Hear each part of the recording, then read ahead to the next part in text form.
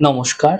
আপনারা দেখছেন channel ABC. আমি বিজয় আর প্রত্যেক দিনকার মতো আপনাদের সামনে উপস্থিত হয়ে গেছি।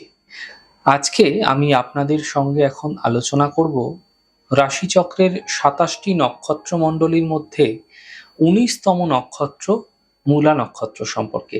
দেখুন, মূলা নক্ষত্রটি ধনু রাশিতে ০ থেকে ১৩°২০' পর্যন্ত কিন্তু এর বিস্তার করে থাকে। দেখুন, মূলা নক্ষত্রের প্রধান প্রতীক হচ্ছে একগুচ্ছ মূল। নক্ষত্রের নাম এবং প্রতীক উভয়ই নির্দেশ করে সবকিছুর মূল দেশ অর্থাৎ উৎসমুখ। এর অধিপতি গ্রহ হচ্ছে কেতু। প্রতিটি বিষয়ের যে গভীরতা, যে গভীরে প্রবেশ করা, অনুসন্ধান করতে চাওয়া, এগুলি কিন্তু বুঝিয়ে থাকে এই নক্ষত্রটি। গাছের মূল সাধারণভাবে কি হয়? মাটির নিচে থাকে, অদৃশ্য থাকে, দেখা যায় না উপর থেকে। তো মূলা নক্ষত্রের মানুষেরা সব ধরনের অদৃশ্য বস্তু, ঘটনা, উদ্দেশ্য এবং প্রবণতার অন্তর্নিহিত অর্থ অনুসন্ধান আগ্রহী কিন্তু হয়ে থাকে।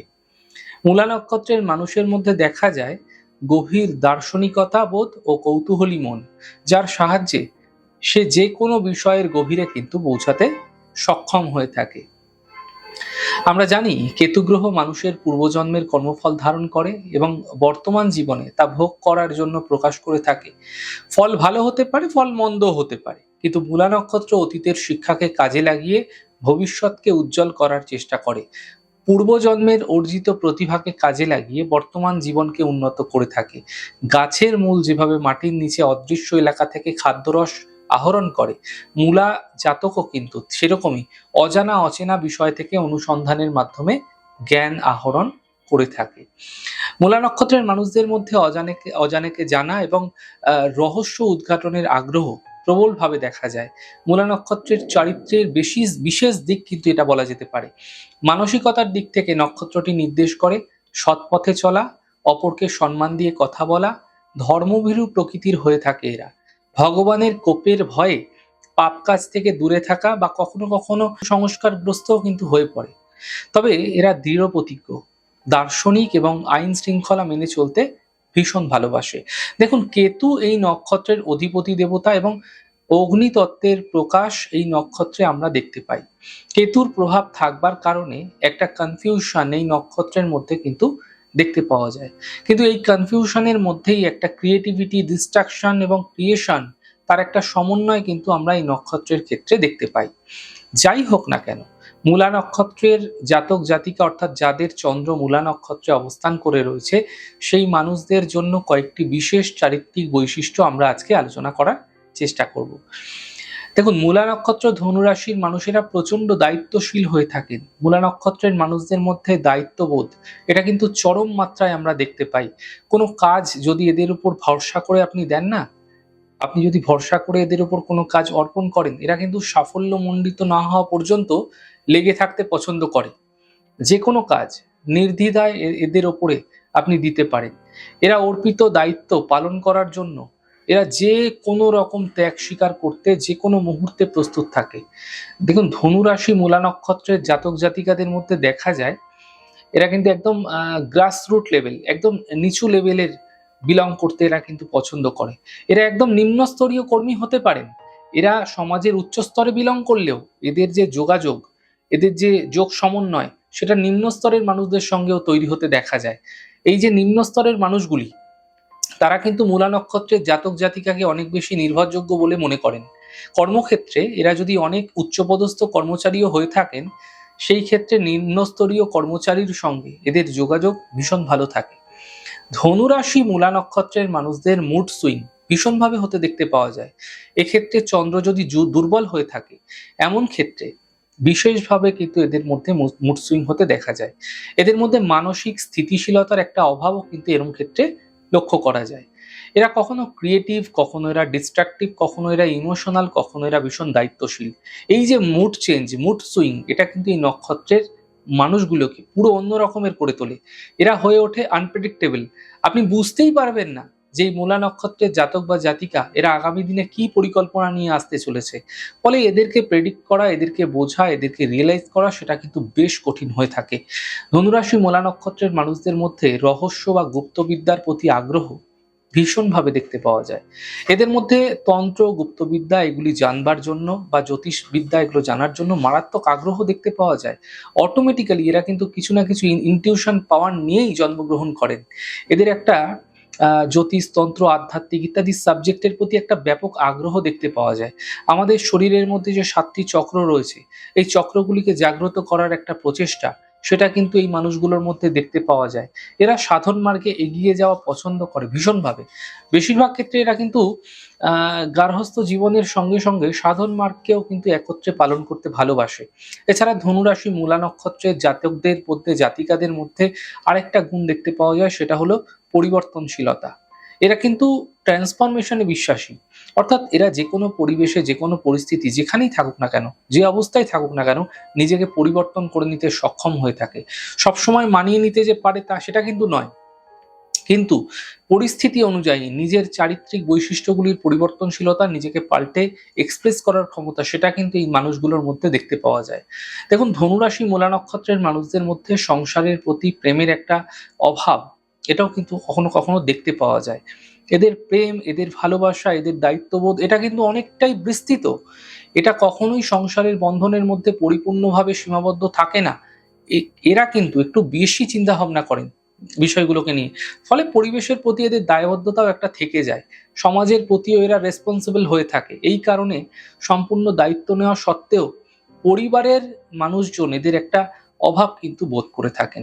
এমনটি মনে হয় যে এই মানুষগুলো পরিবারের সঙ্গে থেকেও পরিবারের সঙ্গে নেই। মনে হয় কেমন একটা ছাড়া ছাড়া ভাব, এগুলো কিন্তু এদের মধ্যে দেখতে পাওয়া যায়।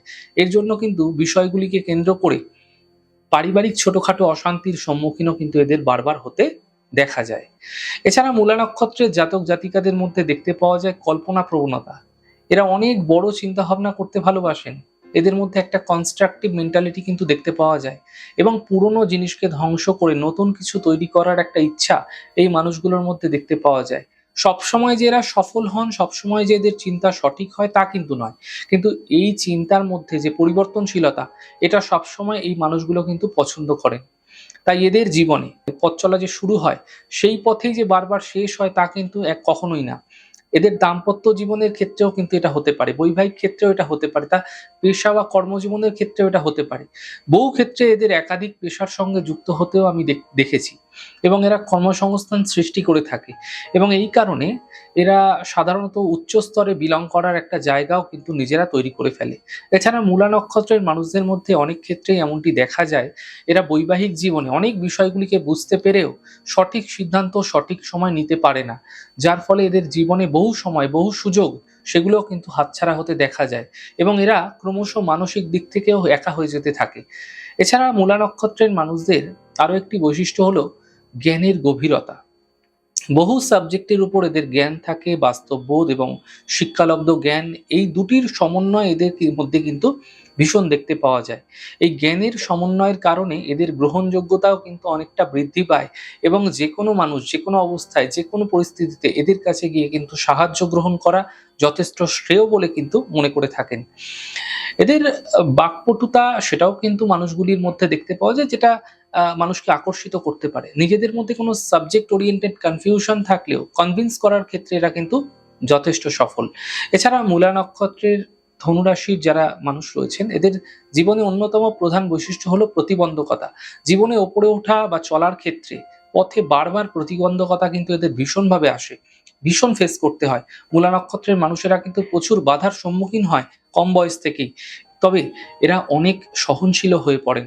ফলে বাস্তববোধ, সেটাও কিন্তু এদের মারাত্মকভাবে দেখতে পাওয়া যায় এবং প্রকৃতি ও বাস্তব, এই ৩ যে শিক্ষাগুরুর কাছ থেকে এরা ক্রমশ ধীরে কিন্তু শিক্ষিত হতেও থাকেন বাস্তবিক জগতের সঙ্গে তাল মেলাতে মেলাতে। ফলে এরা যেকোনো পরিস্থিতিতেই নিজেকে ট্র্যাকেল করার ক্ষমতা এবং এই মানুষগুলোর মধ্যে কিন্তু এই প্রকৃতিটা অটোমেটিক্যালি তৈরি হয়ে যায়। মূলা নক্ষত্রের জাতকদের অপর চরিত্রের বৈশিষ্ট্য হলো এদের হিলিং পাওয়ার। এই মানুষগুলির মধ্যে মানুষকে হিল করার, সেবা শুশ্রূষা করার একটা অতিরিক্ত ক্ষমতা থাকে।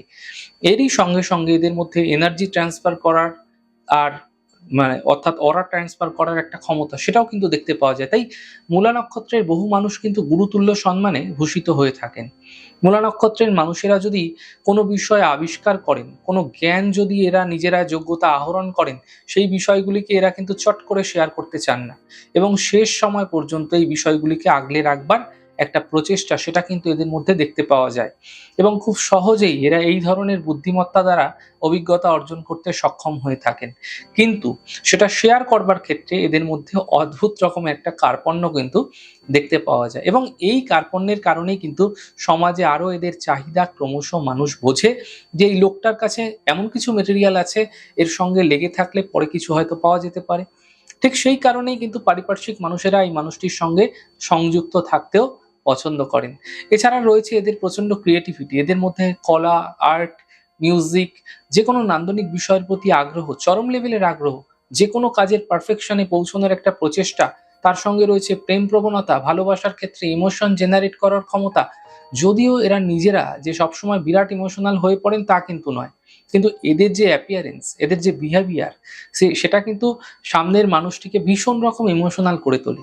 এই মানুষগুলির মধ্যে দেখতে পাওয়া যায় অতিরিক্ত ব্যয় প্রবণতা, বিলাসিতার প্রতি আগ্রহ এবং এই কারণেই শেষ বয়সে কিন্তু এরা বেশ খানিকটা সমস্যায় পড়ে থাকেন অর্থনৈতিক ক্ষেত্রে। এদের বার্ধক্য জীবন এটা কিন্তু বেশ জটিল হয়ে থাকে। জীবনের বাস্তবতা এরা উপলব্ধি করলেও সবসময় সেটাকে এরা কিন্তু গ্রহণ করতে চান না। ভোগ বিলাস এগুলোর প্রতি একটা বাড়তি আগ্রহ কিন্তু এদের দেখতে পাওয়া যায় যারা মূলা নক্ষত্রের মানুষ রয়েছেন এরা। বাস্তবতা থেকে এরা যেমন শিক্ষা গ্রহণ করেন তেমনি শিক্ষার অসারতাও কিন্তু এদের জীবনে উপলব্ধি হতে দেখা যায়। সেই মানুষগুলো কিন্তু এই শিক্ষার অসারতা উপলব্ধি করেও থাকেন। ফলে সাধারণ মানুষের ক্ষেত্রে মূলা নক্ষত্রের জাতক বা জাতিকাদের প্রেডিক্ট করা, তাদের রিয়েলাইজ করা এটা কিন্তু রীতিমতো কঠিন হয়ে দাঁড়ায়। যাই হোক না কেন, মূলা নক্ষত্রের জাতক জাতিকাদের যেমন কিছু পজিটিভ বেনিফিশিয়াল কোয়ালিটি থাকে, তেমনি কিছু নেগেটিভ কোয়ালিটিও কিন্তু একটু একাকিত্ব প্রবণতা, একটু উগ্রতা সেগুলো এদের মধ্যে কিন্তু দেখতে পাওয়া যায়। খুব চটজলদি এদের মধ্যে রাগ চলে আসা, মাথা গরম হয়ে পড়া, এই বিষয়গুলোও কিন্তু এদের ভীষণ খারাপ দিকে প্রভাবিত করে। দেখুন, মূলা নক্ষত্র নিয়ে আরো বহু কিছু বলার রয়েছে। নক্ষত্রের আলোচনা চলতেই থাকবে। আরো আলাদা আলাদা বিষয়গুলোকে নিয়ে আমি আপনাদের সামনে স্পেসিফিক ভাবে নক্ষত্র সম্বন্ধীয় বিষয়গুলোকে নিয়ে আলোচনা করার চেষ্টা করব আগামী দিনে। আমাদের এই ছোট ছোট উপস্থাপনা আলোচনা আপনাদের কিরকম লাগছে অবশ্যই লিখে জানাবেন। যদি ভালো লেগে থাকে সেক্ষেত্রে লাইক করতে, কমেন্ট করতে, সাবস্ক্রাইব করতে এবং শেয়ার করতে বন্ধুদের সঙ্গে ভুলবেন না। অনেক ভালো থাকুন, সুন্দর থাকুন, সুস্থ থাকুন। আগামী পর্বে দেখা হবে। নমস্কার।